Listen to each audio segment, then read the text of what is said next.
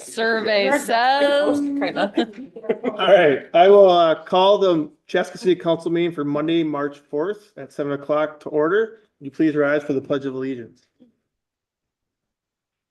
I pledge allegiance to the flag of the United States of America and to the republic for which it stands, one nation, under God, indivisible, with liberty and justice for all. Thank you. Elise, will you call roll, please? Councilmember Hatfield. Here. Councilmember Hubbard. Here. Councilmember Juan. Councilmember Graf. Here. Mayor Winchell. Perfect. Brings us to item number 4, adopting the agenda. Any changes or corrections to agenda? There are not. And a motion to approve. Motion to adopt agenda. Motion by Councilmember Hatfield, Second. second by Councilmember Hubbard. Make sure to get names right. Any discussion? All in favor of adopt the agenda, say aye. All opposed, same sign. Agenda adopted. Brings us to 5, visitor presentation, and I show 5A is Chaska Communities of Belonging. So I am here to kick off the visitor presentation up here. The Chaska Community of Belongings, there's a bunch of representatives of our group.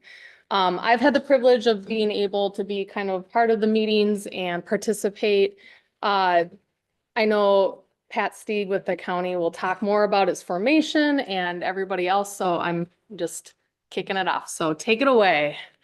Thank you. Thank you, Councilmember Hubbard. Good evening, council members. Delighted to be with you. As Councilmember Hubbard mentioned, my name is Pat Steeg. I'm with the Carver County Public Health Department. And as you probably saw in your meeting materials, the one handout here that is titled, "Let's Make Sure Everyone in Chaska Feels Like They Belong." The bullet points under there kind of give you a synopsis of what this initiative is all about. And then the other item in your packet, Why Communities of Belonging, gives a little more rationale about why these type of initiatives are occurring in communities around Carver County. And the Communities of Belonging is actually part of our larger Carver County Community Health Improvement Plan that we're currently working on. And we've been working on the Communities of Belonging initiative specifically for about 2.5 years. And it is led by local residents of our different communities around Carver County who are interested in creating an inclusive community where everyone feels welcomed, whether they live there, work there, or visit there, both for today's residents as well as future residents, as our communities continue to grow and change. So currently we have 4 active Community of Belonging communities in Carver County. They are Cologne and Chanhassen and Waconia and of course Chaska. And I have the privilege of working with each of those communities and seeing how our department can help support them. Because of course, each of them are unique. Each of them needs to find their own path for how they're going to create this community of belonging. And each of them have done that. They're all at different places and figuring out how this is going to best work in our community. So our group here tonight is going to tell you a little bit more about that. And it's my pleasure to turn it over now to Ellie Krug from the ISD 112 School Board. Thank you, Pat. Good evening, council members. How are you? I'm thrilled to be here and thank you for having us. What I'm going to do is just briefly talk about the document that you have, which is the document titled, it starts with Chaska Communities of Belonging Initiative, our Chaska. I happen to be the person who drafted this document mainly, and so that's why I get the opportunity to talk with you a little bit about it. You know, the background here is that, and as you can see on the initial introduction page, is that Chaska is changing. You know, the demographics are just dramatic in the Eastern Carver County School District. More than a quarter of our students identify of skin color other than primarily the white skin color. We have people from different socioeconomic levels, different countries of birth. And Chaska, I have not lived in the area all that long, but it's been incredibly welcoming to me, somebody from the LGBTQ plus community.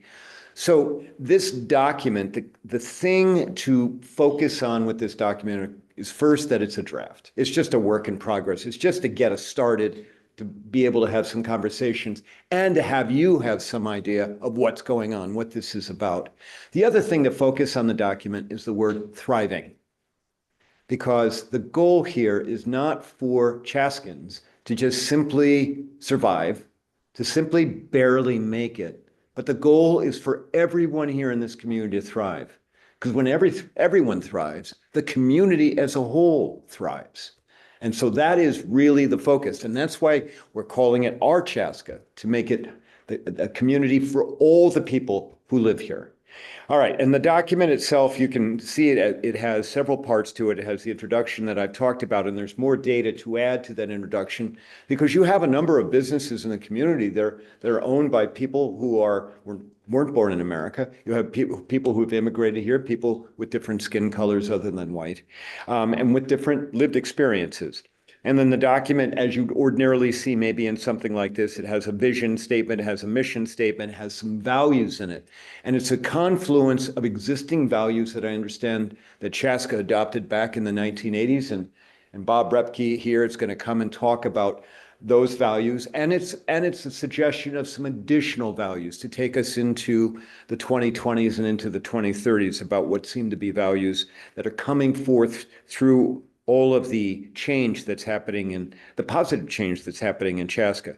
And then after that, at the end of the document, there's some things about mechanics, about how we would message about this initiative, which would include maybe community listening sessions, maybe some kind of community workshops to talk about, to help people understand how to be more welcoming, how to be more accepting of all people.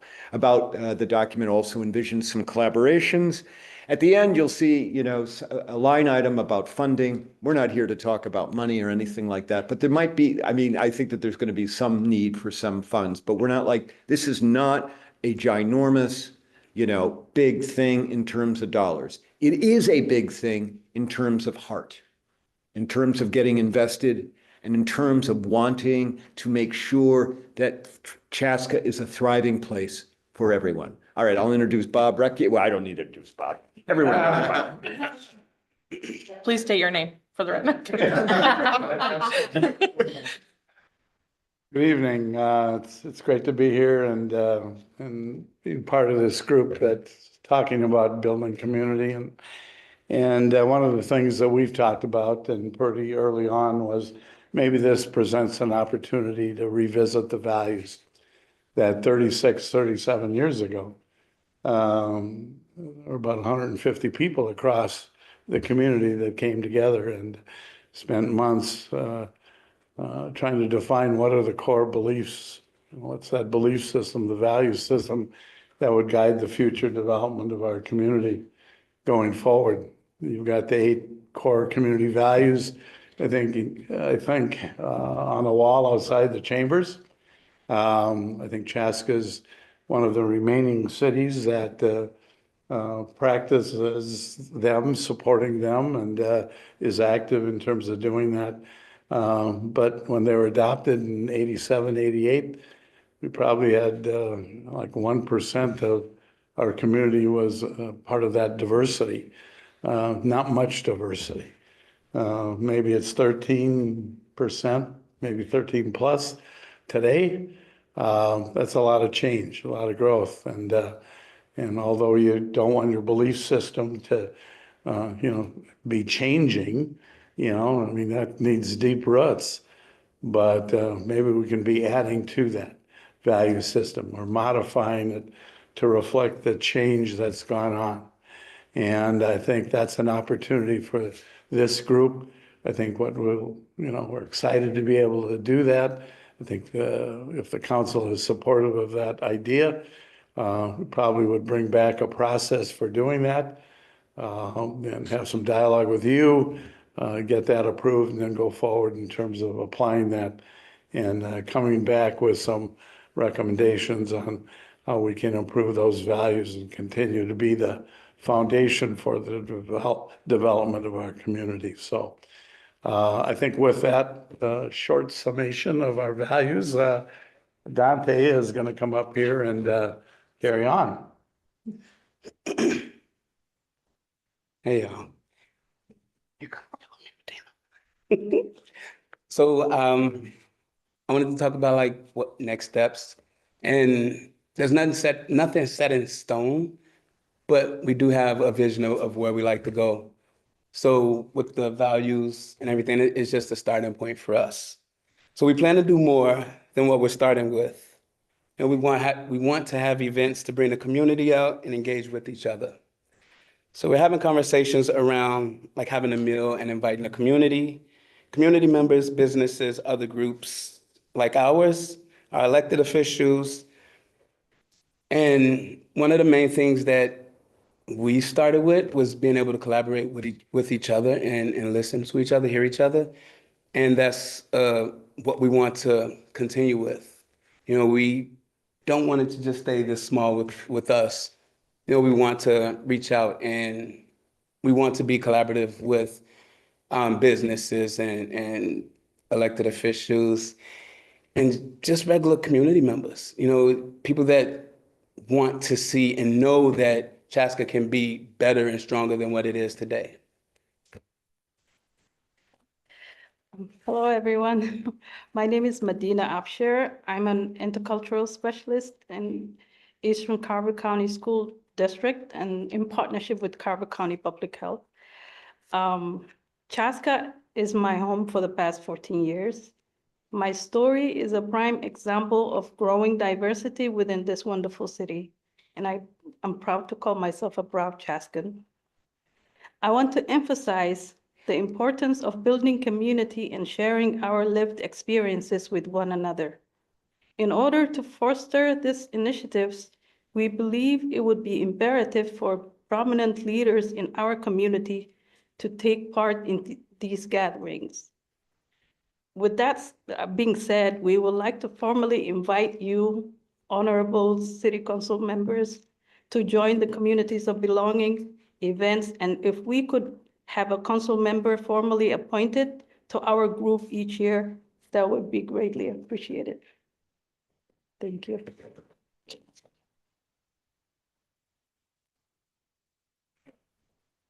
Well, any questions for the group? Questions? Oh, no, I guess you wouldn't, maybe Taylor. I don't have any questions.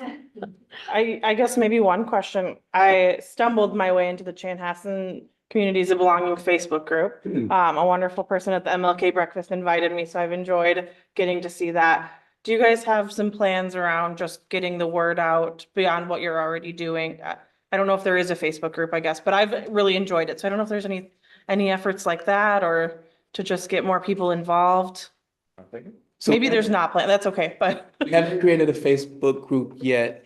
And we've only met a few times with each other, but that is something that we are thinking about doing or that we will do because we want to get the word out to everywhere that we want to collaborate with everybody.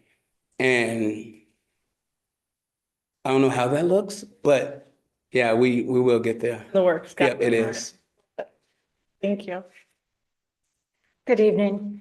The Chaska Human Rights Commission has been a partner with this group, Communities of Belonging, for, I think, Pat, you said 2 years? For 2 years now.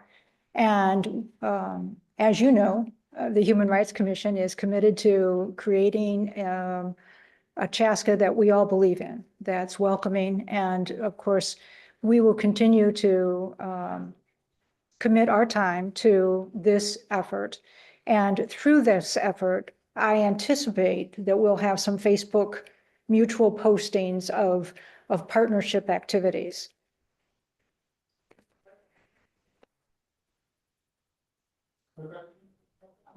I just want to say, I think it's exciting. I love what you guys are doing. I think a big part of learning about people is maybe sometimes unlearning. I've been learning a lot about that, reading a book just about how much of changing and shifting your view is unlearning things. And I look forward to coming together as a community, maybe unlearning some things while we learn some things. And it's just all very exciting. So thank you guys for coming. Thank you. Maybe I just have a question, comment. So one of the things that the city council is going to be doing 3 weeks from now is doing our annual council department head retreat. And part of that is going to be going through some of the visions that we have set that we had set a couple of years ago, looking into the future. One is specifically being welcoming, respectful, engaging, and inclusive community. And you had mentioned that one of the things that was a desire was to have a council member actually appointed to it.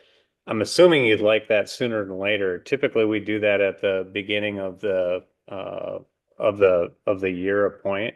But I'd suggest that maybe that could be one of our tasks that we come out of the retreat with, is to actually identify somebody then, and then at that next council meeting, then we could actually formally appoint somebody to be to the committee. Sounds great. And I'll just add, and this isn't a question, but it's more of a comment that, this is like some really foundational work that's so important to our community as it grows, because, our community's changing, right? And, even, as stated earlier, like Bob mentioned, it was 1% back like 37 years ago of a diverse population, and that was people of color. Now it's 13, and like in 15, 20 years from now, it's going to be a lot more. And for us to be a functional, welcoming place, right? We need to really make sure that we're building those things into our values. We're weaving that culture of inclusion, that culture of trust, the inclusion of welcomeness. And we're weaving that in today. So that way that when we get there, it's not going to be a new battle. It'll be part of the way we operate, that we're part of who we are as a community. Will be an inclusive community. And growing up in a community in the West Coast that went through a lot of these changes like 40 years ago and was starting that journey, and it's still going through that journey today. It's a journey that to some degree never really ends, right? And I think that's important to acknowledge that there's always good work and there's always work still to be done. And this is an important first step. And just because we've done a few great things doesn't mean we should ever stop.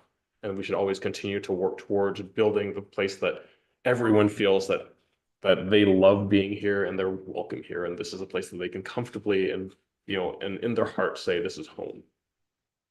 So thank you. One thing that got me on board during our first meeting, was the simple diversity within our group. Like skin color, age, everything's different. We come from different places, and I do believe that's what everyone was specifically picked. But I think it also, it shows like our initiative or an area we're trying to grow in and what we're trying to show to the community. And when you model that behavior, I think it's easier to speak to.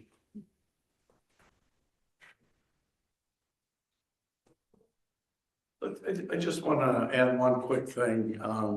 There's multiple community building efforts going on. And part of maybe what we need to do and address together is, how do they relate? I mean, you're doing some wonderful things with Chaska Cares and have been doing that for, a number of years now. It's got the Chaska Community Fund starting and going, and, how does that relate, to the community building aspect? And maybe that's the financing arm. And now we got the communities of belonging. So if you're out in the community and you're hearing these things, how does A relate to B, relate to C? And maybe that's one of the goals about, how do we knit that together? How do we define that together? So we got a clear vision ourselves of, the community building effort going on in our community. So just wanted to mention that. Yeah, that's been a big topic and as this has kind of gotten off the ground, and it's been really unique to be a part of it ever since its inception a couple of years ago, and just watch even through conversations with Pat about the other communities that have chapters, and each group is different in its dynamics of what its goal is, and I think as Chaska builds its foundation, it's going to be a wonderful group. So Thank you. Thank you. thank you. Is there anyone else here for visitor presentation? See no one else moving towards the front? Anyone online? I don't think there is. No one online. All right, we'll move to item 6, which is approve previous meeting minutes, which is for February 26, 2024. Looking for any comments, changes, or a motion to approve the minutes. Motion to approve the minutes. Motion by Councilmember Hatfield, Second. second by Councilmember Wong, excuse me. All good stuff, right? Any additional comments? We got a motion and a second. All in favor of approving previous meeting minutes for the city council meeting for February 26, 24, say aye. Aye. All opposed, same sign. Minutes approved. Brings us to action item 7, consent items. Anything under consent that we have questions or want more conversation about?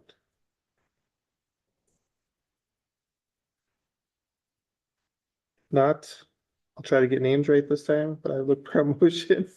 I'll start with the letter H, so it's pretty easy. True, I have no. Oh, we do.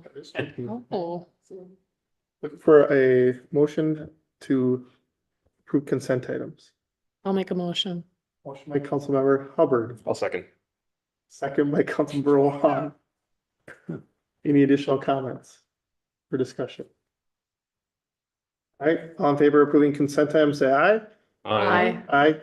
All opposed, same sign. Consent approved.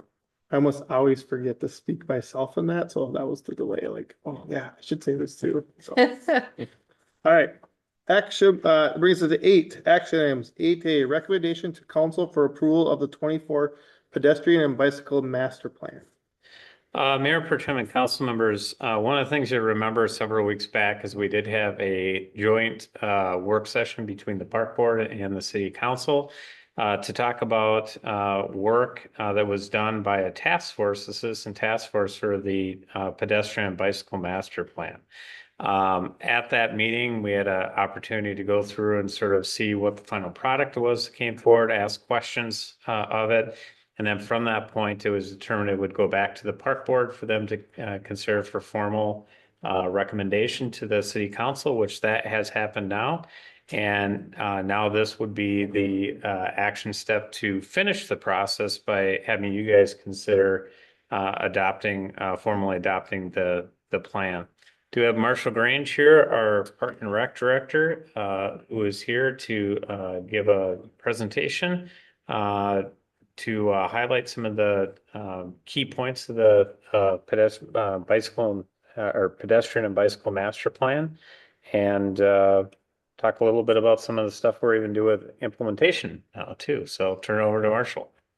All right, thank you, Matt, and thank you, council, for the opportunity to be here tonight and share with you the plan a little bit further. I'm going to go ahead and just share my screen to pull up the presentation.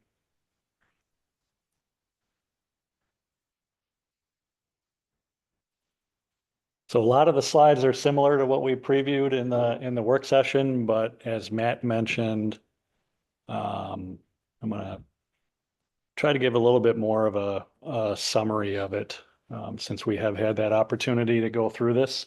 I want to pull that microphone a little bit further this way. There we go. Is that better? Yeah. All right, thanks. Okay, so first off, I want to take the opportunity to thank those that were all involved in the planning process and that ultimately helped shape the outcome of the final plan. So first and foremost, thank Carver County and Public Health, and they provided funding through their SHIP grant that ultimately paid for the entirety of this planning process. So Pat is here tonight from Carver County Public Health, so thank you for your support and look forward to working with you going beyond this as well. Big thanks to the consultant team, and that was Community Design Group and their lead principal, Antonio Roselle, who brought a wealth of knowledge and experience to this planning process for us. And then he utilized WSB Engineering as a sub-consultant. Moving across the screen there, we had a project steering committee that was a makeup of a variety of city staff members, commission members, council members, along with representatives from the community. And Their role was really to work with the consultant quite a bit on the front end to provide some guidance and ultimately champion the plan and advocate the community to provide feedback during our community engagement. And then we had a project management team that primarily consisted of a variety of department heads who ultimately will play a big role in implementing the plan going forward as well. And then the community at large, just for their participation throughout the planning process.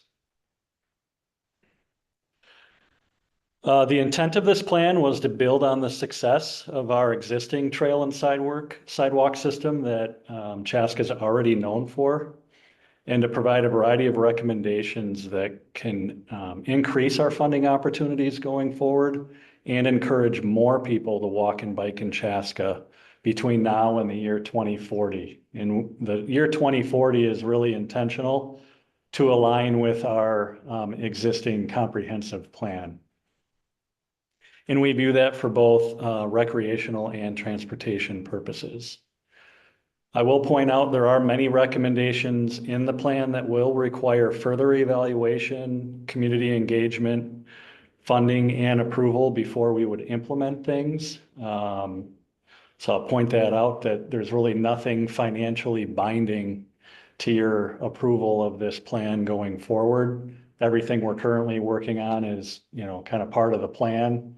Anything that would require further finances, so to speak, that's where we would come back with those formal approvals going forward.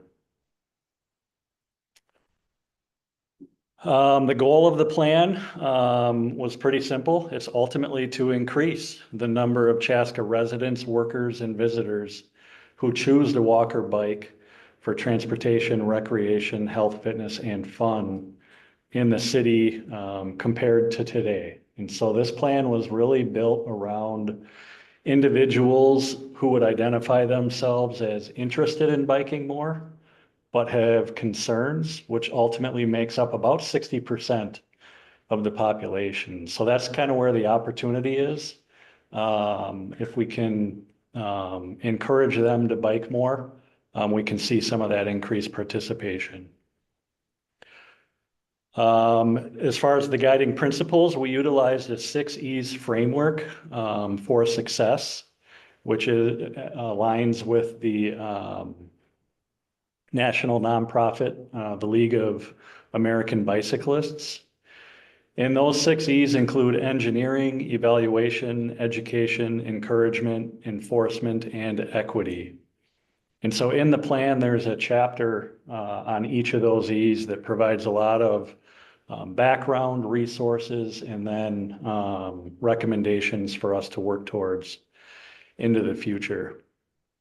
And then also one of the principles was to take kind of an all ages and abilities lens as we were putting the plan together, really just to ensure everybody has access and ability to join the trails, to enjoy the trails and sidewalks. We utilized a variety of things to engage the community at the beginning stages of the planning process. Wanted to get as much feedback as we could to help inform the plan. And so we had a project website that hosted all the information throughout the planning process. There was an online community survey, an interactive online wiki map, which allowed individuals to go into a map and suggest routes and point out destinations or potential hazards or concerns within the network, and then just provide open comments. We participated in a variety of community events. We sat down and had conversations with some focus groups, and then also utilized our social media to get information out. And we had great participation through all of that. We ended up with over 920 participants that filled out the online survey, 138 that used the interactive map, and then over 110 comments were provided to us through that online map system. And over 650 unique visitors went to the project website throughout the planning process. And there you can see the variety of community events and the 3 focus groups we had as well. Besides the feedback we got from the community, some other factors that went into developing the plan included staff feedback, looking at our existing conditions and assets throughout the city, and then making sure this was also in line with existing planning documents in the city, which included our 2040 comprehensive plan, the Carver County 2040 plan, Met Council's regional bicycle and transportation network, our downtown master plan, our wayfinding master plan, and then utilizing MnDOT's best practices along with the U.S. Department of Transportation and U.S. Federal Highway Administration. So a lot went into developing the plan. So these next couple slides are gonna give some highlights into those 6E components that make up the plan that I mentioned. And I would say this is really kind of the things that we as staff feel are more of the near-term things that we'll look at.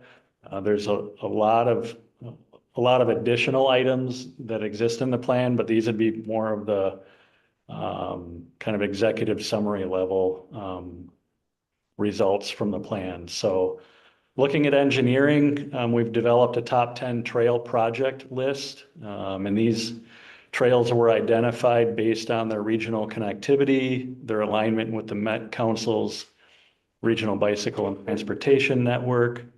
We wanted to look at opportunities where there'd be shared funding between the county and state. We factored in the suggested routes from the community and then also accounting for staff feedback. So there you can see the top 10 trails on the map there.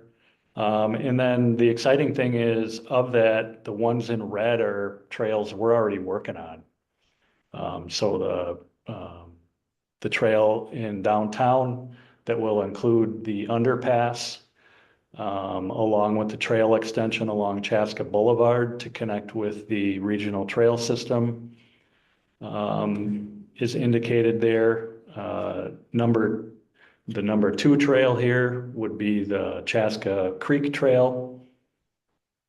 Number 3 would be the extension along Engler Boulevard, which would really fulfill a major gap in our system that exists today that would go from Park Ridge Drive over to Audubon. And within that trail segment, we also have an existing grant we've submitted to include an underpass there. And then the 5th trail up here would be the trail that would be included as part of the 82nd Street improvements. So a lot of exciting things already occurring within that top 10 list. Another item when looking at engineering would be looking at end of trip facilities. So thinking about bike racks and bike storage and things of that nature, just to encourage more people to bike. And then looking at the other E's, here's just some things for us to think about in the future. And again, I'll point out some things we're already working on. So as it relates to evaluation, we're looking at submitting an application into the League of American Bicyclists for the city of Chaska to be considered as a bicycle-friendly community designation. So staff are already working on that application. I believe it's due in the early part of July. So I anticipate we'll hear back on that sometime by the end of this year. But that will really provide us some good benchmarking from a national association that's evaluating cities all across the nation as it relates to their bicycle friendliness. We could look at setting up a yearly counting program to assess the concentrations and levels of use of walking and biking facilities. I see that as a key step just to sort of, again, establish a base mark or a benchmark for where we're at today, and then to be able to measure, I guess, the success of some of the things we're implementing and whether or not it is increasing usage across the city. And then we can consider a part-time position or possibly even an intern as a pedestrian and bicycle coordinator, just to help manage some of the recommendations going forward. As it relates to education, things such as refining and distributing trail maps. That's a big one that we heard throughout the community engagement, was producing more maps. Implementing a trail wayfinding plan. So as I mentioned, we already have a master plan, and we've done some other pilot projects around that. And we're going to begin to do some of that as it relates to our downtown trail that's going to get finished this summer, but then looking at expanding that across to the rest of the system. Developing safe routes to school plans. This is another one we're currently working on. So staff are working with consultants and the Clover Ridge Elementary School to develop a plan. We could look at creating ongoing media campaign around walking and biking and driver safety. And then also look at offering in-person classes to teach basics around biking and bike safety, which there are some of those coming up. The Carver County Library is going to be hosting a 3-part series to encourage people to bike more this summer. And then we're currently working with the Minnesota Bike Alliance on offering adult learn to bike rides here in Chaska. And their organization would ultimately teach the classes. Encouragement. So this is really where I would say more than any, our Parks and Recreation Department comes into play. But these are creating opportunities for people to try things. And oftentimes when people try things and they enjoy them, then they may consider doing it more often. So looking at growing our bike to school and bike to work events, consider incenting residents to bike to some of our community events, developing a yearly open streets event, and then looking at starting more walking and biking clubs across the community to invite people to try it. As it relates to enforcement and working with our police department, things, continuing to reward kids for wearing bike helmets. I think that's a really neat thing that our police officers do. And a lot of this, as I'm talking about it, you can start to see how they kind of mesh together. While we might call it enforcement, it's also encouragement, it's also education. They all kind of relate. But we could also look at providing safety call boxes and lighting at selected trails and locations.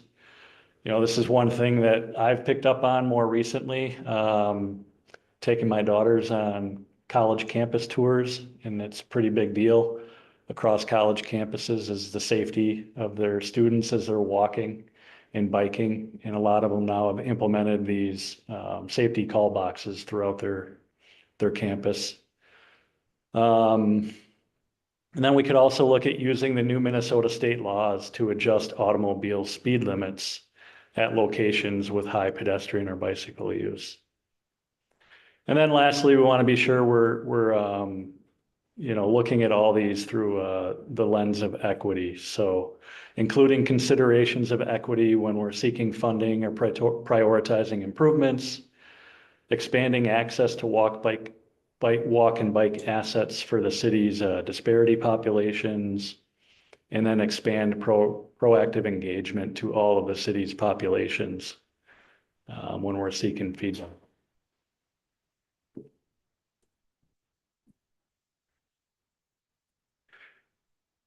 So as we're looking at implementing all of those recommendations, I think the benefits and opportunities that an adopted bicycle master plan provides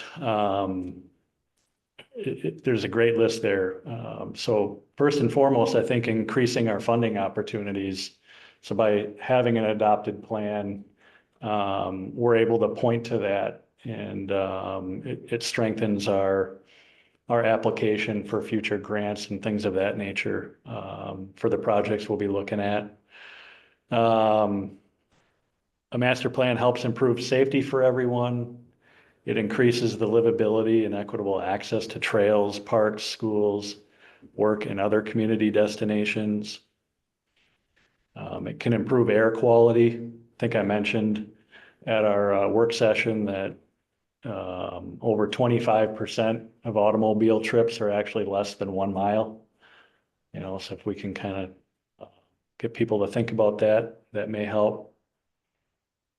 That one sort of resonates too with going back to that Safe Routes to School program. I was able to participate on a Zoom call with the consultants and the leadership at the school, and they invited kids who do often bike and walk to school. And there were a couple of them that mentioned that it's better for the environment was one of their goals for and reasons for walking and biking to school, which I thought was neat. It increases residents' options for recreation, healthy physical activity, and active travel. It can enhance Chaska's desirability and regional economic competitiveness. I know at our work session, we talked just about that concept of tourism, you know, and having a great trail system can certainly provide that. You know, and the more people we can bring into Chaska, then that just boosts the local economy and supports the businesses that those people will frequent. And I think having a well-known trail network also is inviting for people to want to live here and for businesses to want to locate here. So there's lots of advantages. And then lastly, you know, I think this plan can set in motion just the opportunity for partnerships with our local businesses going forward as well. You know, looking at implementing more bike racks or working at incentivizing their employees to consider biking or walking to work is sort of a health and wellness program, things of that nature. So all those benefits added up ultimately equals an improved quality of life for residents within our community. So this final draft plan has been out now for a little over 6 months, and it's been thoroughly reviewed by the project management team, the project steering committee. It's been out on our website for the public to review and comment. The Park and Recreation Commission has reviewed it, and as we mentioned it, we had the chance to review it at a recent city council work session. So feel really good about where it's at. I think we've accounted for all of the feedback and comments that were suggested throughout the process. And throughout that public review of the final draft plan, we got some good engagement there as well. So as you can see on the left, we had done a Facebook reel letting people know it was available to view online, and that resulted in over 4,000 views of the reel, and then 160 visits to the city website to actually look at the plan. So that was encouraging.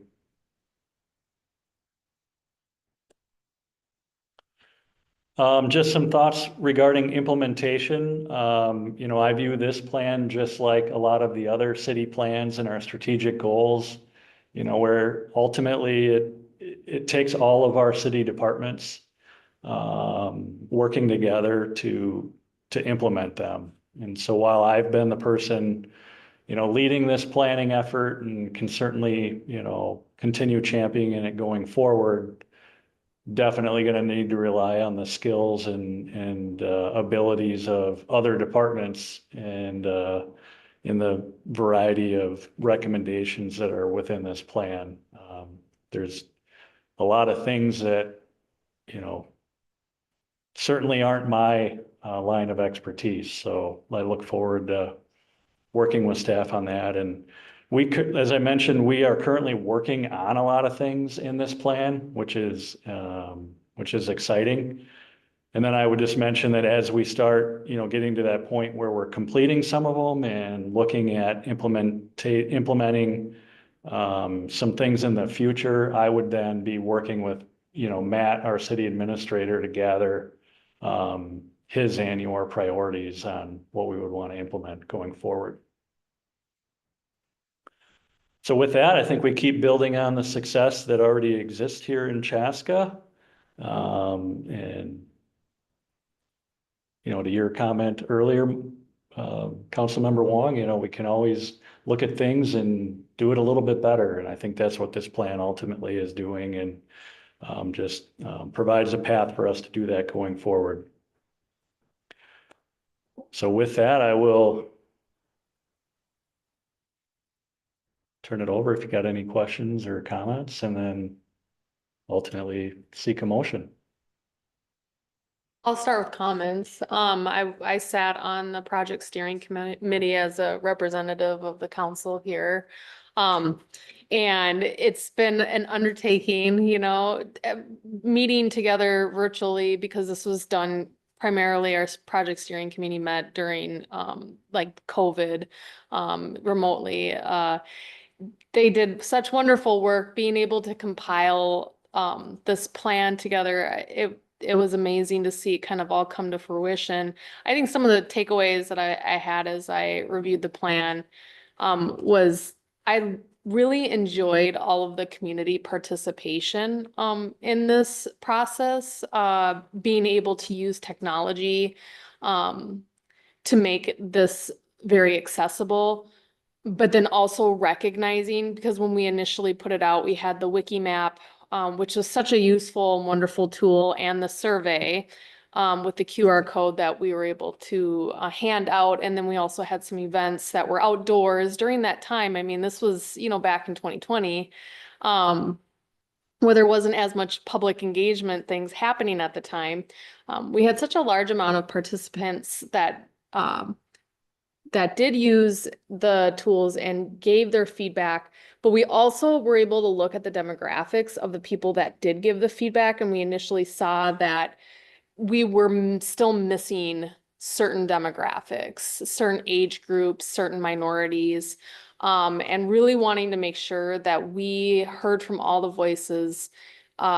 We put forth the effort, the project management team, along with Antonio and his group, to be able to meet with a few of the apartments, and also like the mountain biking club at the high school, so that they could really give back their feedback. And that, I think, helped fill in a lot of the gaps of what we felt like, of all the voices that we could hear from as much as possible. And then to be able to see this implemented, I think some of the things that really make me excited are, like Marshall had mentioned, the tourism benefits that come from this, the opportunities, partnerships, and also just not simple. It's very comprehensive. There's a lot involved there, but there's a step ladder, right? There's a few rungs of things that are happening now. I think some of the big things are the trail connections and the navigation, the wayfinding piece of it, that are kind of in the works now, but then even seen forward in the future. And I think one of the more interesting things was the speed limit recommendation, which may not be as popular for everybody. I'll tell you this though, and I can only speak for myself, but maybe my other colleagues up here would say that I happen to get not as many emails now, but a lot of emails of people that are upset because they feel like people are driving too quick in the neighborhood. And when they put the speed trailer out, you kind of find that they're actually driving 30.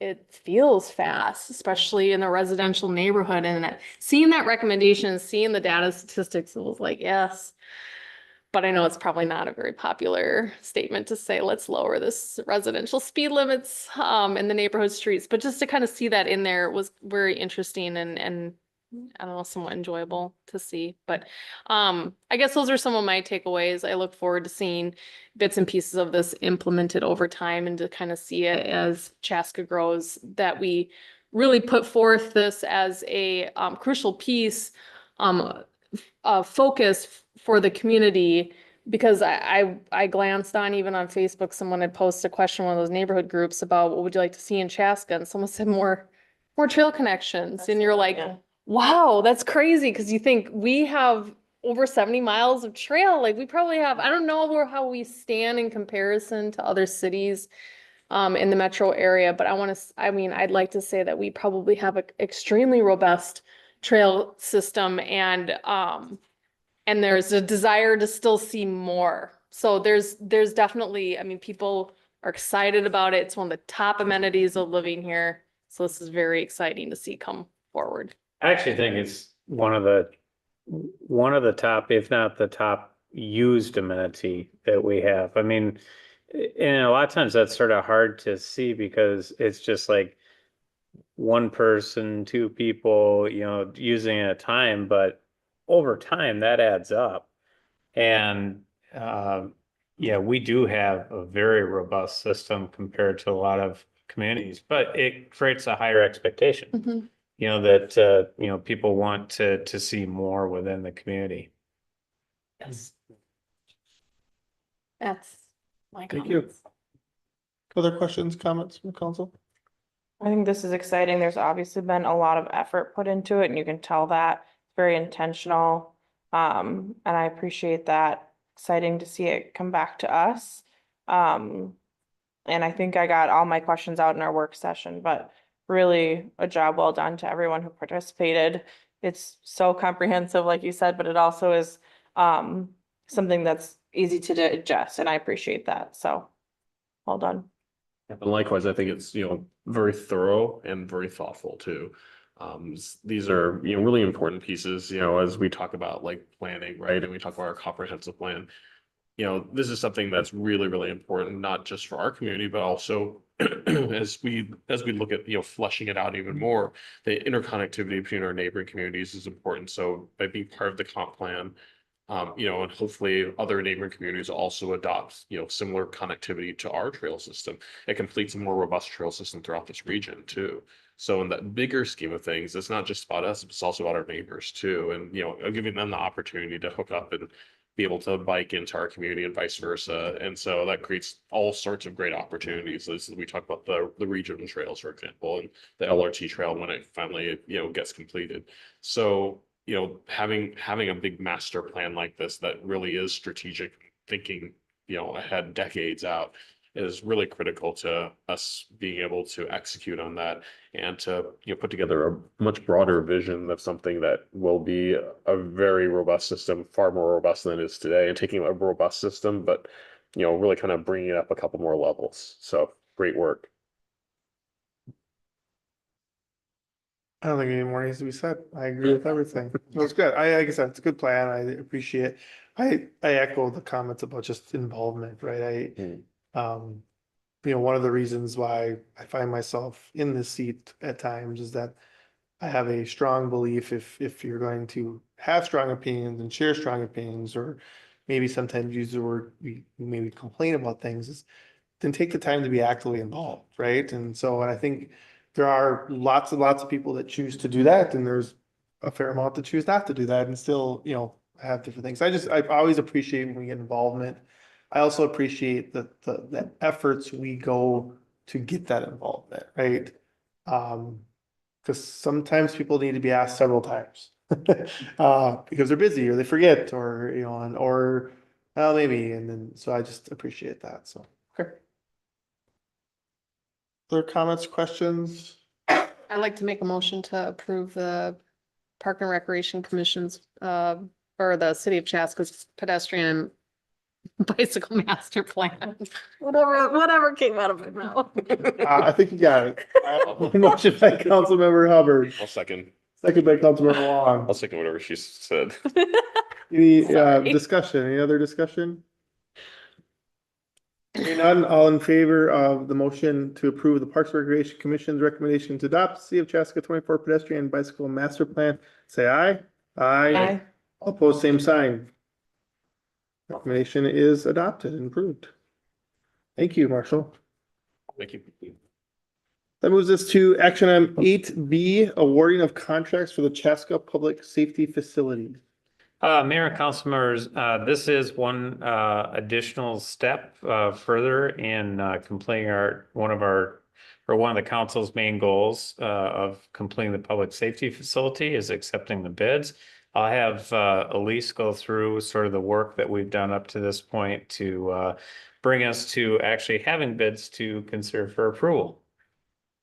Yes, so as Matt mentioned, this is exciting item to bring before you this evening, because as you'll see it, and when we go through this, we received a lot of interest in the project, which ultimately resulted in very good bids. So if you remember back in January, we had we requested you to go out and authorize going out to bid.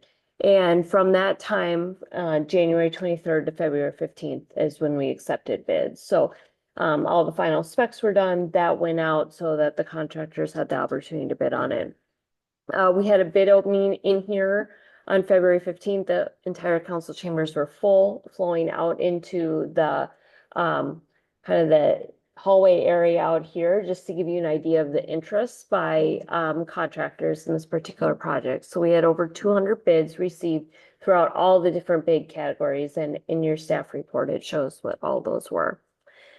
So when we look at it in summary here, RJM, our construction manager, put together a December 2023 cost estimate of about 48 million, just over 48 million.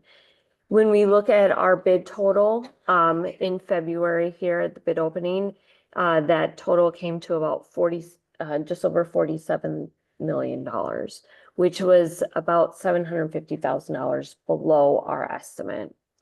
I will note there's a paragraph after that that talks about the opportunity to add our communications equipment to the actual construction cost. So in one of the big categories was low voltage cabling.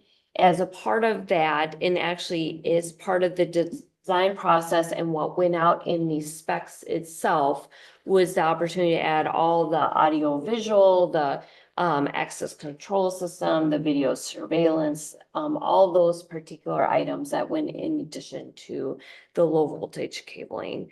Initially, that was not included in the cost estimate by RJM, so that's why we wanted to give you that comparison, but it was spec'd out that way and bid that way by the contractor. So can I ask Sewer on that point? So is that included in the, I was getting confused. That's not included in That the is- 47, Yeah, 280, 290. It's in it would be plus. So there was two components of their bid. There was the actual cabling that's part of the actual building. Right. That's part of the bid that shows that we're under by 750. The other amount was what we had included to be in our FF&E budget, which we have a separate budget for that. Right. So they combined it all together in their bid. And so, we would have had the opportunity to say, well, we only really wanted the cabling in there, but their costing on their FF&E stuff was actually pretty good. And it's also, as we talked with our IT staff, they said we'd much rather have one contractor come through and do everything than to, just accept the cabling and then have somebody come in and FF&E and do it separately. So that's why the recommendation is that we accept it. It's actually technically part of our FF&E budget, the additional part. But by doing it together, it means that contractor gets to work on it as one whole package. So it's seamless from beginning to end. Yeah, I just wasn't, I guess I could have added things together, but I wasn't sure on that, the 47, so that helps. Thank you. Good question. Additionally, what is not included in that total cost is the FF&E that Matt talked about. So that kind of comes at the end of the project and will be about 10% of the total project costs. So to give you an idea of what that number will look like. And as we kind of go through things, we'll come back to you and make sure you are aware of that. The timeline for construction is still tentatively set that our existing station will be vacated in April of this year, so next month. Our Public Works crew has been working on getting Fire Station 2.0 and 2.5 put together. That's what That's what they've been dubbing them. yeah, that's what we've been calling it. So as I think we mentioned previously, the actual trucks will go into an existing building that we have over at our MSB site over there. And additionally, rather than renting trailers, which got to be expensive, we've decided to actually construct a new facility. It was priced out by our public works staff and would cost less than renting those particular trailers, and then give us the opportunity to use that space later on. So that particular space will be used for offices for our fire staff. If you look at it, it looks like a garage. So in essence, they basically framed in the walls that a garage door could be added after we're done. But while obviously they're in there for office, it'll be just office walls. When they vacate it, then we'll take the wall off where it's already been framed for a garage door and put a garage door so it can be storage for some public works equipment. It's kind of like a showroom for a new model house, right? Yeah, exactly. Yeah. Right? Yeah. So does that, because that building is assumed as a permanent structure, assume it needs to go through a planning commission process? It does not. Does it? No, it's actually we've already got it up and constructed. If it's under a certain square footage on a site, you do not just us, but nobody needs to go through a planning process for that. Gotcha. As long as it meets the setbacks on the site, somebody can build like a garage or an outbuilding or things like that. For like on a property that has allowance for multiple structures, right? Yeah, I mean, a residential lot, if they didn't have a garage or wanted to add on to a garage, they'd have the ability to do it as long as they met the setbacks and all the regulations of that district. They wouldn't have to go through the planning process. So once our existing station is vacated, we will move to mobilize the site probably in May. And then do site prep and building demolition in that May and June timeframe. So that's really when the public will start to see things happening there. And then substantial completion is still set as fall of 2025. RJM will be working with our contractors to develop a more detailed timeline. And we will know that more as we continue on, and we'll provide updates not only to you and to the public. So speaking of which, communications, and I'll have Krista pull up a graphic she was working on talking about our communications plan. So Krista put together this really high level communications plan of what we plan to do with the public safety facility. And we'll send this out because it's a little difficult to read, but really it starts at the top with just the objectives. And these are things you have seen before, nothing new, just unified public safety facility with police and fire, use the existing city property, enhance community engagement, and focus on employee wellness. These are all things you've seen in the past, but wanted to state it in our communications plan. As we move into the particular goals, you can see there, being able to provide factual information about the construction process with the neighbors and our community members and what they'll continue to experience as we move through this. And then just help the community understand the public safety facility and how part of planning for our future while being fiscally responsible.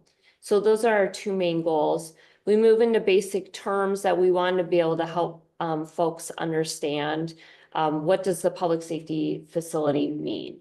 It means police and fire will be located at this particular station. Our building improvement program, that term that we've been using over the past couple years, and then what is our temporary fire station? So different tactics, and I think this is really kind of some new information about what we plan to do in particular for the public safety facility. So we're already talking about setting a date to hold a neighborhood meeting prior to construction with the neighbors in particular around the actual public safety facility. They get to know what's going on. RJM will be invited to that meeting. They'll get to know the people who will be out there on the site every day and really start to build that relationship with the neighborhood then. And then there's not only the neighborhood, but there's the general public and making sure the general public understands what's going on. Question on that informed public of temporary fire station location. Is there been thought of signage at the current location? Because as we all know, we're good at communicating, and then if you didn't, someone's not in them, didn't need to know the information at the time and they do. It could be quite shocking to go where you thought the fire station was and see it being demolished. So I'm just kind of curious if we've thought through, I don't know what that sign looks like as.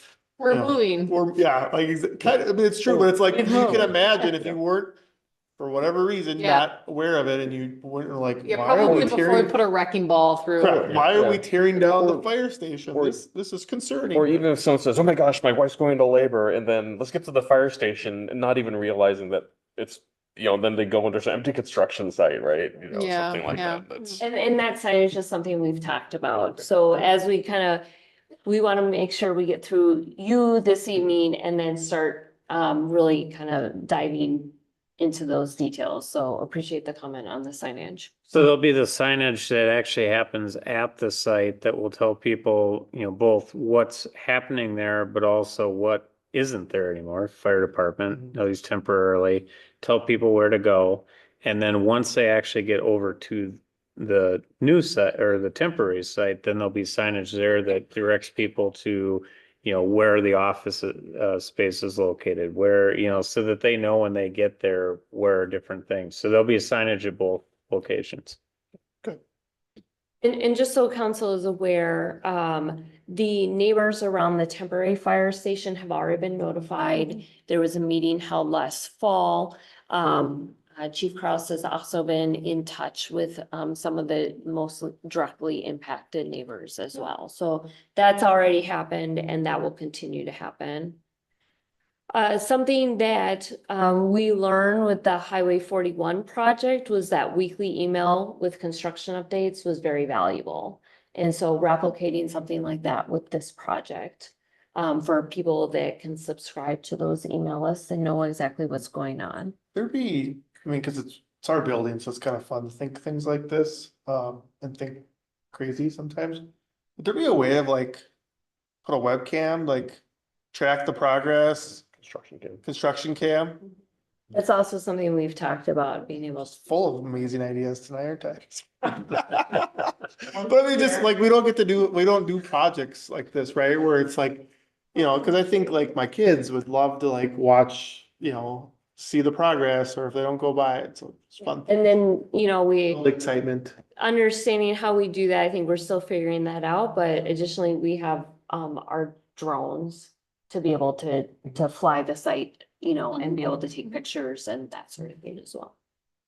Because I know that when they did the 41, when they did the 41 reconstruction, they actually had the 41 reconstruction downtown, and then I think also further up north when they were doing some of the roundabouts, they had some of those time-lapse cameras, so it was kind of cool. And when you kind of go back and look over the course, you can see how they tore everything out and then rebuilt everything back, and that's kind of a neat thing to be able to see. So yeah, super cool. Something else we've floated out there is having the police and fire do some sort of barbecue for the neighbors. Get to know the neighbors in particular in where the new station will go. Just to really kind of meet those folks, and those folks then meet their new neighbors as well. Continuing to do our city booths at Taste of Chaska, Farmers Market, River City Days, the police picnic, all the things that we've been doing over the past couple of years, continuing to do that, and not only talking about the public safety facility, but the other buildings as well. And then finally, social media. Something that we've done on the website already, but it really kind of talking, what are those top questions? Why are we doing this? How did we get here? What is the timeline? Continuing to, talk about those things that we've already talked about, highlight why we're doing this.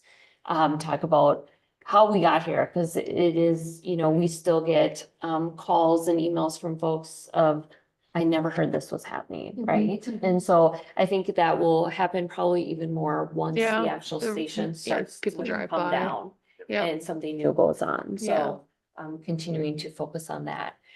So that's the communications plan, really high level. We'll, as staff, will delve more deep on that. But any other particular questions or comments on that? Just a quick question with the neighborhood meeting. I'm assuming that the neighbors will have, like, there'll be open, an office hour or a dedicated phone number that if they had questions or they needed to pop over, that they have access to a representative if questions should arise during Yeah, the and construction that's part process. of, working with RGM, having understand who that main point of contact will be. Obviously, they can always call the city for anything, but yeah, the construction hotline numbers that we've used on other, Yep. Infrastructure projects, having something similar to that here. Perfect.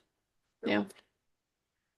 So then what you have before you this evening is a recommendation. You see on your actual staff report is the contractor, the bid category, and the award amount. So as staff, we are recommending approving the awarding of the contracts and authorizing the mayor and city administrator to execute those particular contracts.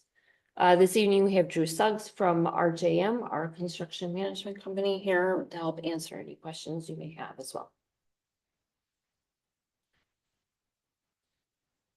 Questions from the council? Conversation? So we're thinking this will be complete next summer? No, October fall? Fall. 2025. Okay, all right. So it's about 14 months, And that's like move-in.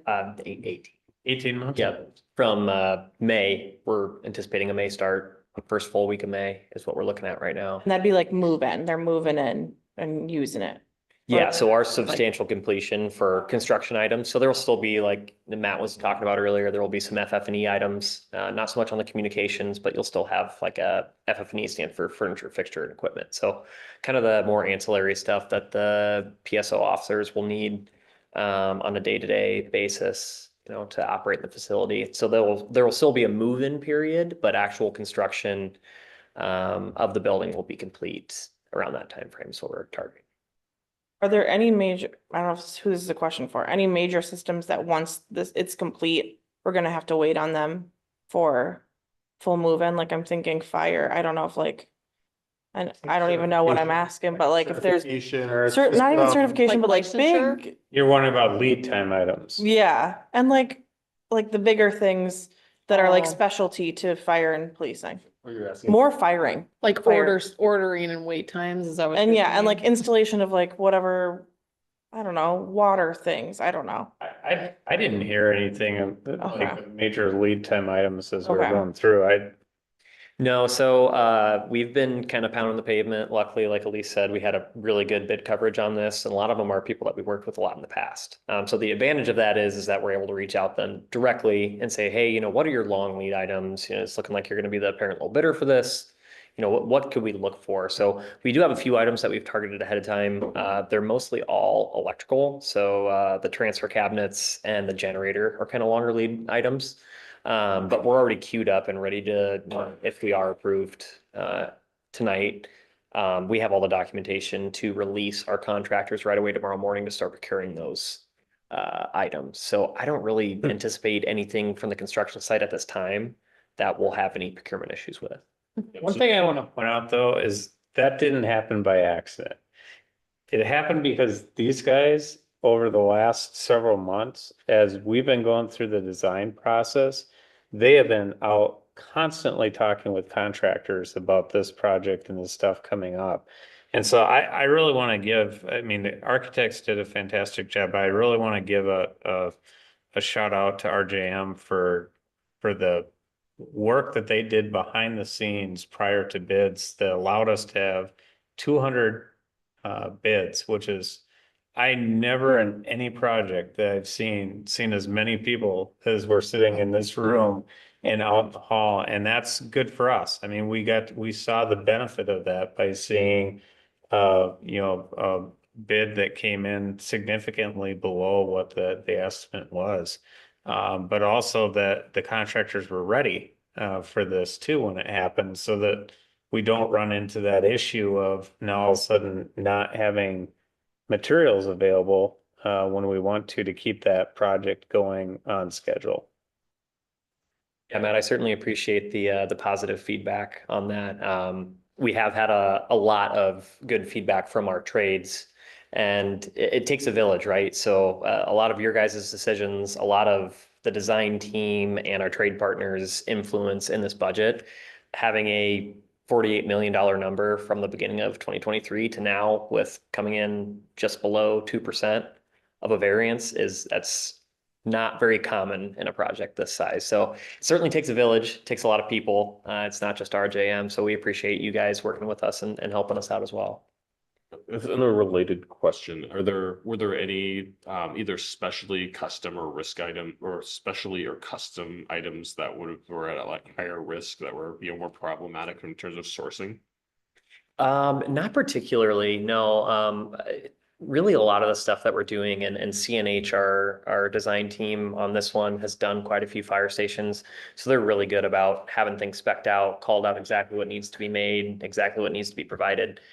So we don't really have anything on our radar that's really outstanding. Some of the stuff that's specific to the police and firemen, like the specialty lockers and stuff like that, there's like single source people in the United States that comes from, but that's just because the item itself is just more specialized.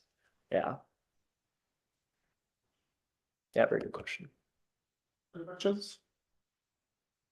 The other thing I'll point out is we actually had at least a few companies that are local companies. I saw that. For this, so Yeah. it was nice to see it, and I've talked with at least one of them that was very excited about getting the work for it, so. Yeah, I noticed that too. A lot of close connections. It's Yep. good. That was great to see. I don't have a question, I just have just a general comment. Again, I think as a council, when we reviewed and made decisions to move forward with budget decisions to continue to fund, the thing that we talked a lot about up here was controlling that destiny of we know the future is easier predictable than 5 years out, right? The idea of like, well, why not do it later? Why not do more research? Why not move it down the road? That a lot of that messaging, and we continue here, it's like, well, it's too much uncertainty, a lot of uncertainty, things, it doesn't necessarily make things cheaper.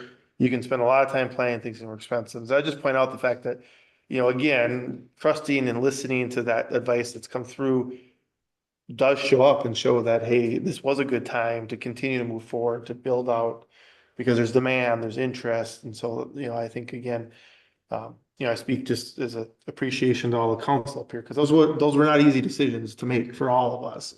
But again, I think I appreciate the fact that, we made that decision not to say like, well, okay, let's wait several years, because it gets cloudier the further you go out. And so I think a successful bid process, as you described, demonstrates that it was the right time to move.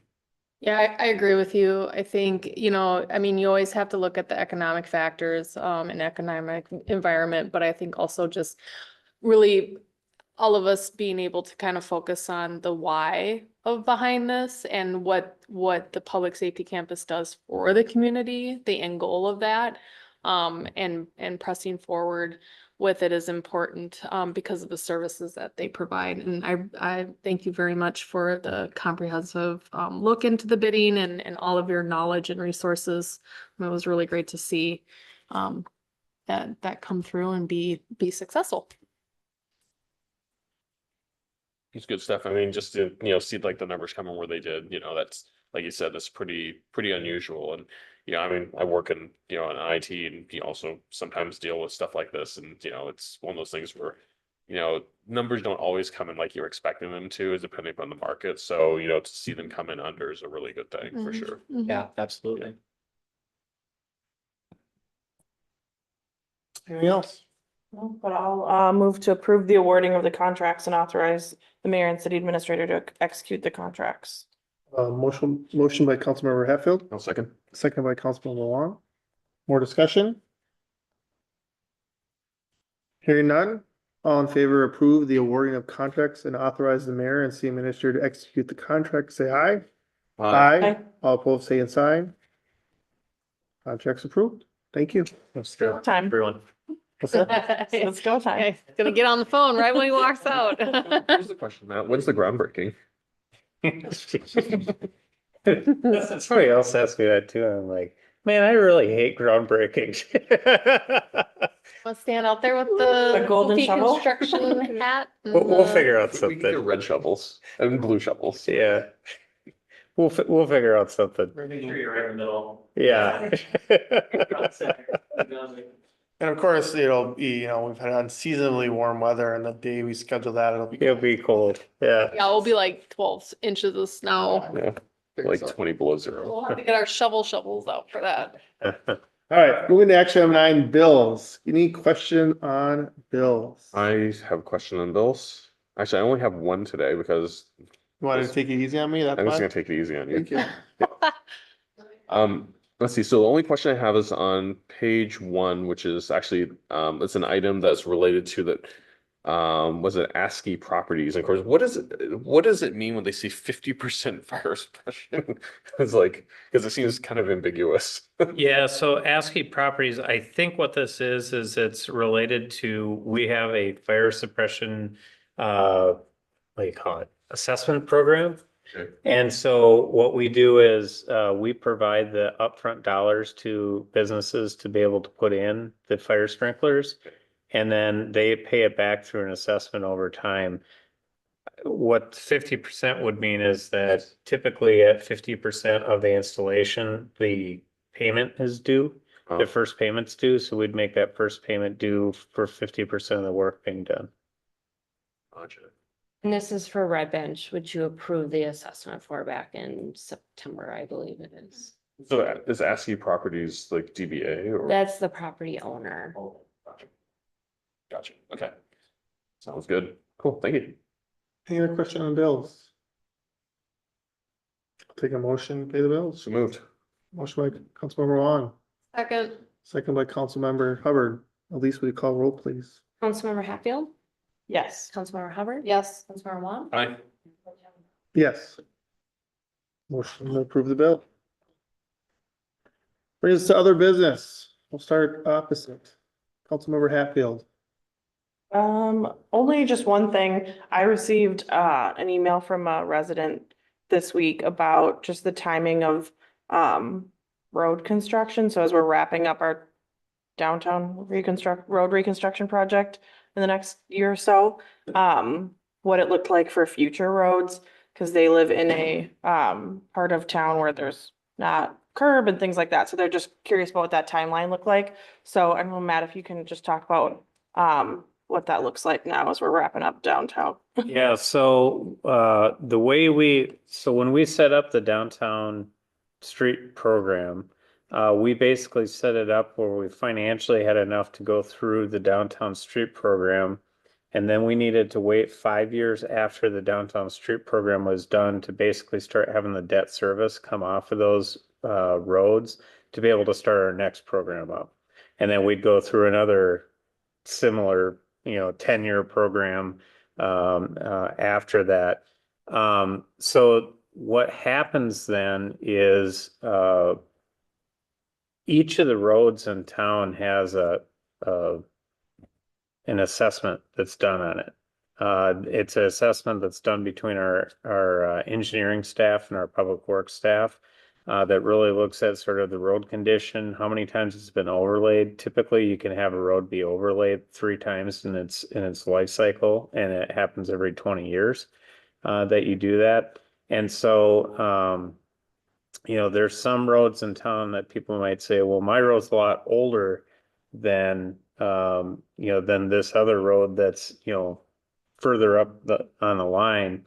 One of the things that we have as a challenge in Chaska is that we have some areas of the community that have really, like, what's all clay.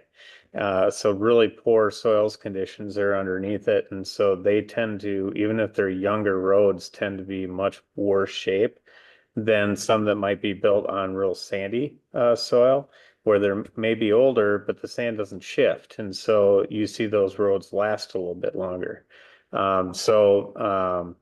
So anytime anybody has a question about sort of where their road might fall on the in the grand scheme of our street program, they could certainly email me or call me or Brian Jung. Either one of us would be happy to, give them just sort of an indication of where we sort of foresee their road falling on that schedule. But it's based on sort of a criteria of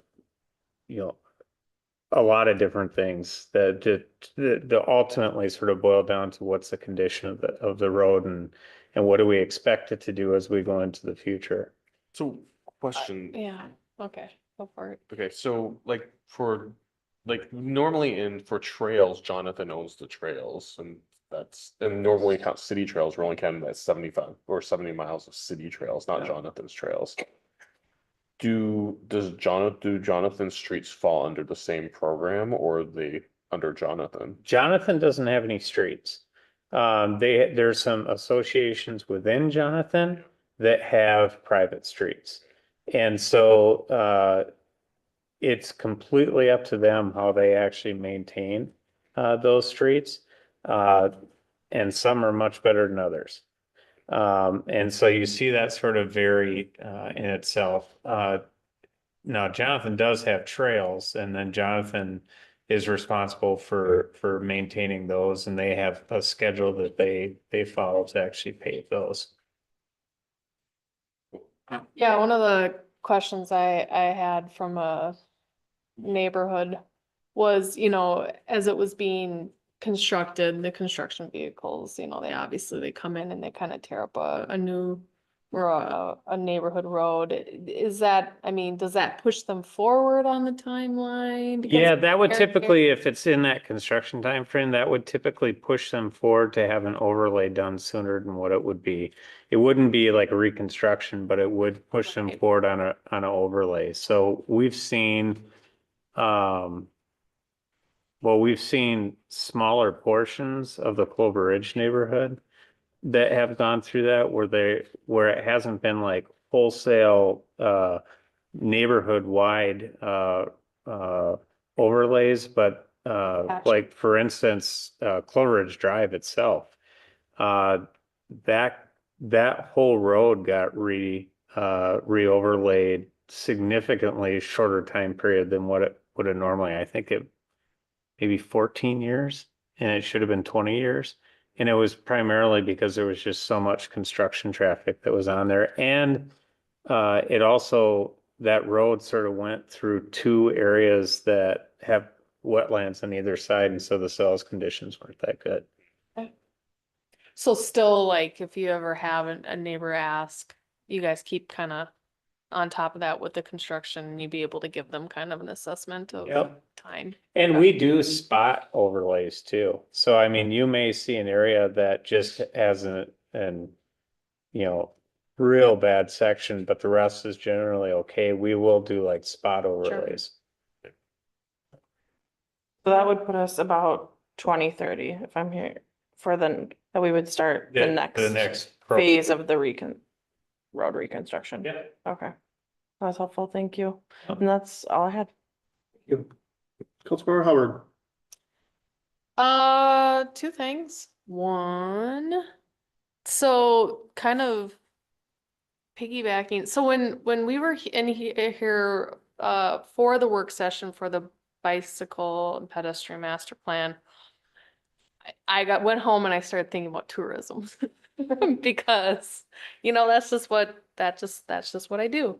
And so as the wheels started to turn on it, I started thinking, one of the questions I had asked in the meeting was,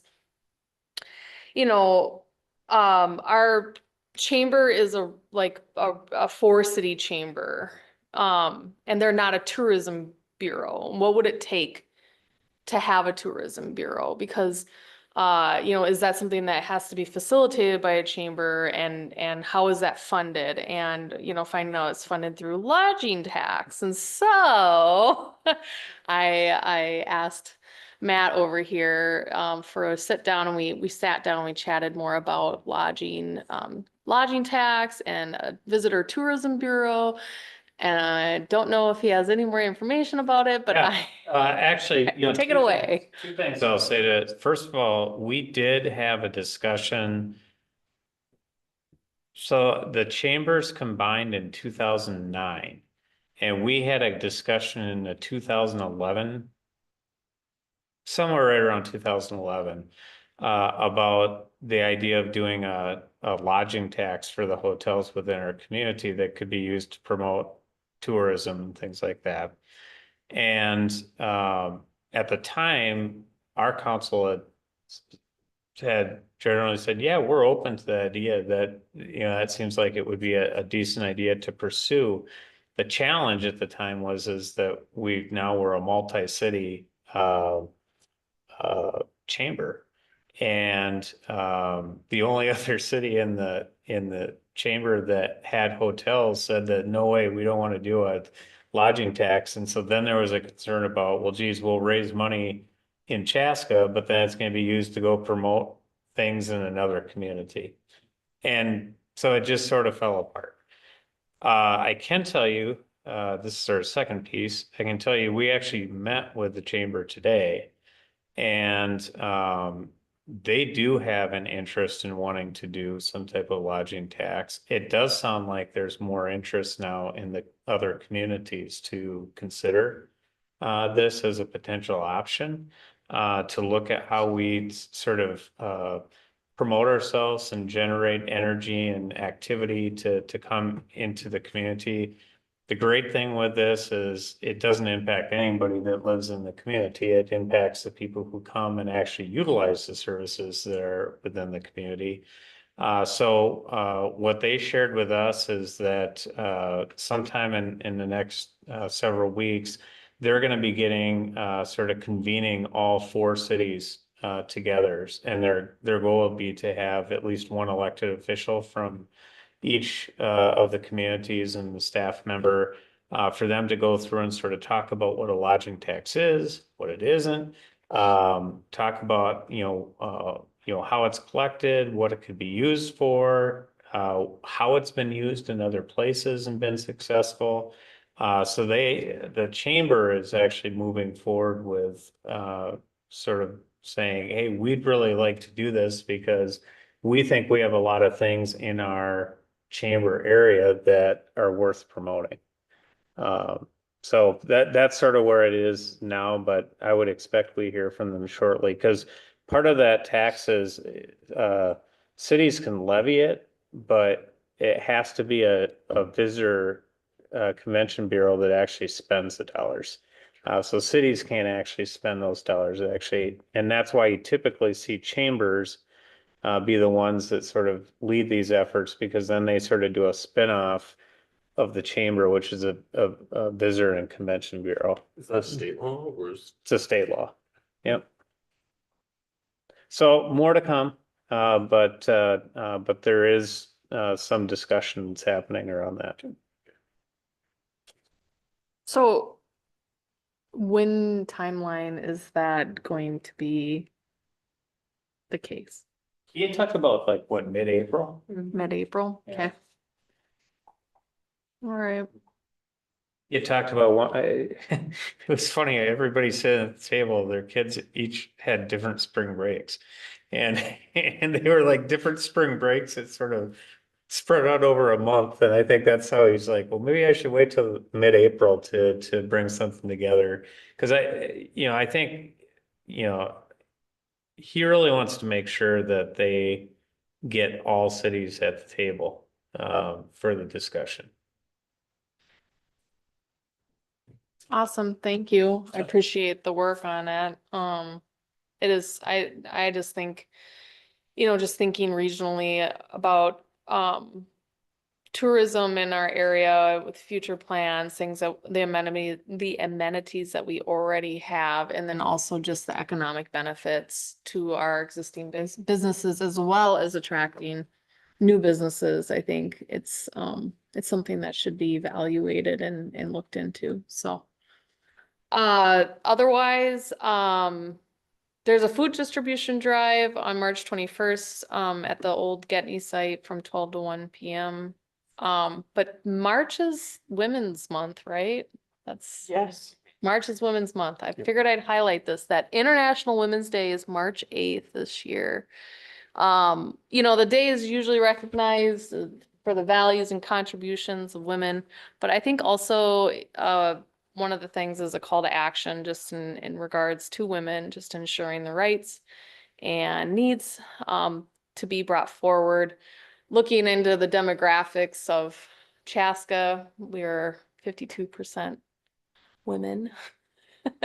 And same thing with Carver County, kind of 50% made up of women. 46% in the workforce, with the largest sector being healthcare and education. So those are some fun facts for you guys today.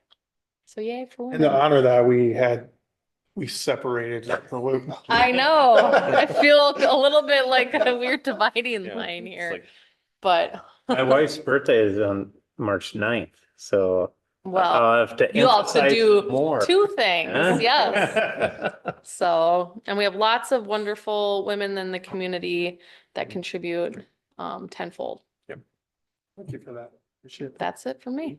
All right, Councilor Wong. I'll just pull a few things. Chaska Bash is Friday, April 12th. Tickets are available, and I think they're early bird tickets that go till like this Friday, I believe. So if anyone's interested in going, it's a great time to sign up. Christmas in May is Saturday, May 4th, but the day after is the grand opening for the Loop.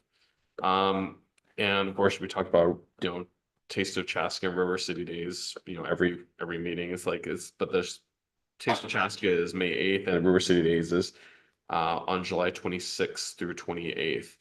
This morning, we also had the Suburban Transit Association's legislative breakfast, and we had about 9 or 10 legislators from various parts of legislature that represent suburban communities attend.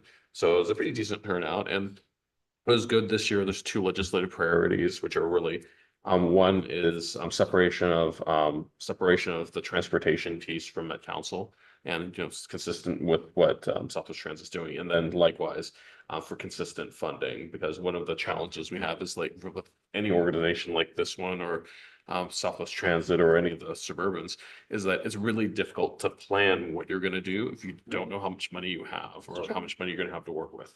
So, we face that challenge, every year when we kind of look at our budgeting. Fortunately, staff is doing a great job at, kind of putting together that model. But it's even more of a struggle when another entity controls where the money source is and has discretionary sort of abilities over whether you get that money and when it comes in and things like that. So it makes it really difficult to plan ahead for, what you're going to do and when you're going to do it.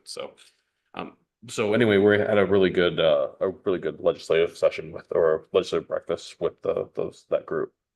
And that is all I've got. Thank you. Elise. Just two quick follow-up items from last week's council meeting. First, the utility bill drop box. The opening has been fixed. It was fixed the next morning. We did some adjustments, so it should be real easy to be able to open it up and slip your bill in there now. And then I think Councilman McGraw, you had asked about the Chaska Tech Center and the lease up of that space. So they have 2 leases signed, 2 more out for signature. They lost some deals. They were anticipating opening January 1st because electrical switchgear got delayed, like everybody else is having problems with, that opening date shifted to a mid to late April, and so they lost a few deals. But what they're finding, they're not too worried about it. They find most people kind of lease up about a month in advance, so I would expect over the next month or so, you'll see more leases signed, but they have several folks signed already. So that's all I have. I just wanted to provide those updates for you. I did have one other question. Sure. So I've probably heard rumors that the former KFC site had some activity on it. Is there anything going on there or just still nothing? All we know is that it sold sometime in the middle of October with, we believe it is to somebody who owns a number of restaurants in particular in the Twin Cities area, but we have not heard anything from them. That's okay. Okay. Good stuff. Nope. All right. Julie. Julie's still awake back there? Yep, yep, she's paying attention. Julie, got anything? Food distribution, charity set, so Yeah. that's good. Ah, see, you're listening, yeah, see? Oh, yeah, Coffee Pot. Yeah, Coffee Room Cup coming up, so that is, let me give you the date on that. Is the 20th, we're meeting at Caribou North, so outside the Cup Food, so love to have you join us there.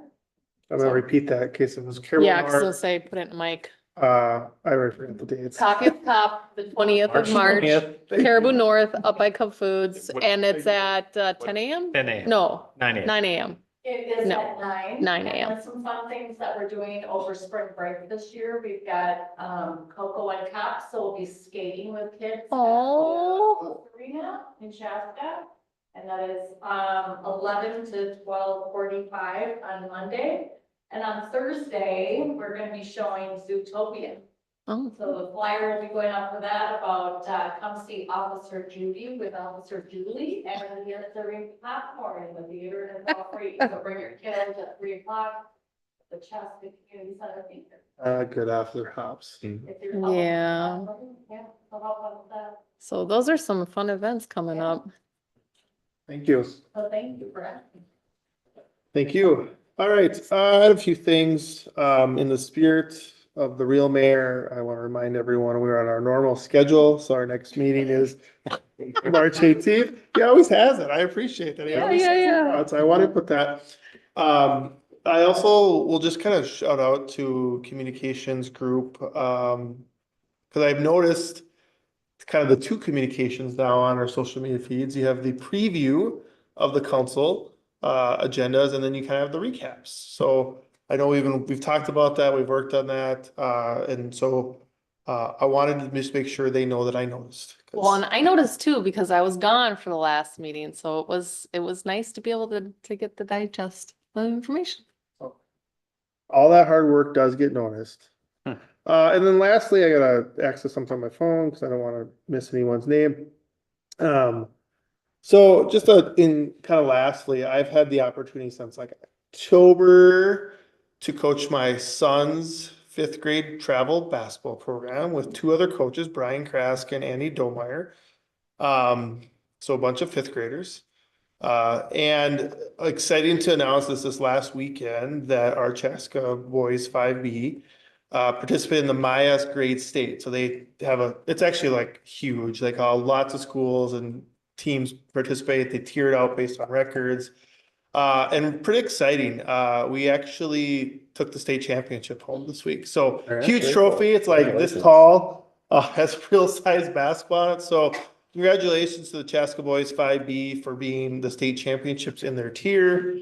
I do want to just say first names. I won't go last names. I'll just do first names. So just a shout out to Dylan, Elijah, Elliot, Jack, Mason, Matthew, Nathan, Nicholas or Nick, Noah, and Nolan. It was just fun to see the excitement and appreciation. And as a dad and a coach, I haven't cried yet. I tend to be that person sometimes. My kids are like, "You gonna cry, Dad?" And I'm like, "No." But just fun to see. I mean, it's fun basketball, life lessons learned, being a good teammate. It was held in Rogers. My youngest was in Cottage Grove, so I can report that every mile of 494 is in good shape because I drove every mile of 494 this last weekend because I spent time in both places. But yeah, just really exciting and just to see the kids learn and grow it's a long season. It's 11 tournaments, counting that state tournament.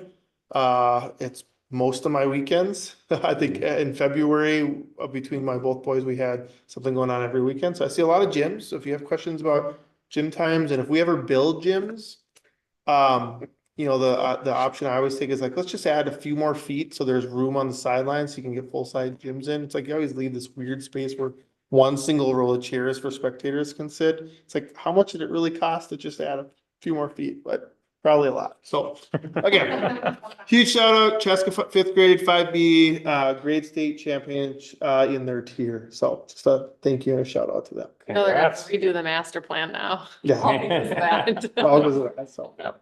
Those extra few feet are gonna be really expensive. But it's every gym's like, it just amazes me. So, all right, and that is all I have tonight. Last call. Otherwise, I look for a motion to adjourn. So moved. Motion by Councilmember Wong, second by Councilmember Hubbard. All in favor of adjournment, say aye. Aye. Opposed, say sign. We are adjourned. Thank you.